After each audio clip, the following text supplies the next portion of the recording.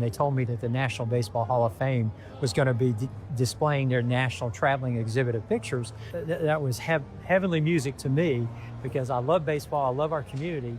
Well, I'm kind of overwhelmed because, being a baseball guy, this is fascinating for me to see all of the history of baseball locally here in Greenville. Starting with Shoeless Joe Jackson, everybody knows about Joe Jackson, but I think what a lot of people don't realize is how many great baseball players have either traced the lineage to Greenville or passed through Greenville. So they're going to see artifacts and relics of some of the greats of the game, like Joe DiMaggio, Lou Gehrig, Mickey Mantle, Ted Williams, Jackie Robinson, who played exhibition games here and were part of the Greenville baseball history. So Meadowbrook Park was built in 1939, and the land that Meadowbrook sat on was a portion of Mayberry Park, the first park in Greenville that was for black citizens. So the two parks were there, but in a segregated society, they were very separate. But they were both part of the baseball history. Meadowbrook Park had quite a history.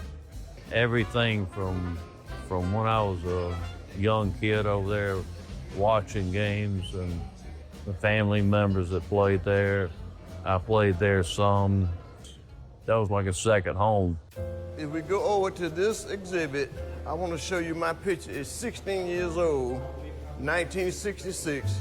I got some pictures and some video interview that it's on screen over there, and some of the pictures that I took in high school on the exhibit. That's a lot of fun for me. I can tell my children and grandbabies, go down there and see granddaddy, I'm famous, Minor league baseball is a huge part of the history of Greenville. We all know about the Greenville Drive. Many people remember the Greenville Braves, but even before that, there were other minor league teams that were here. One of my favorites was the 1966 Greenville Mets. They had a young pitcher on that team by the name of Nolan Ryan, future Hall of Famer. It was the 1966 Greenville Mets.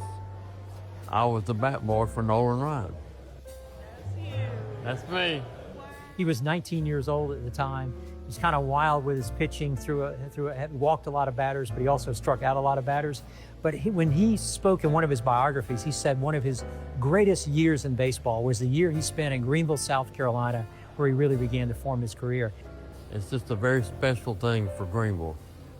It kind of solidifies the importance of baseball for Greenville. From Shoeless Joe Jackson to the new ballpark here, it's very special.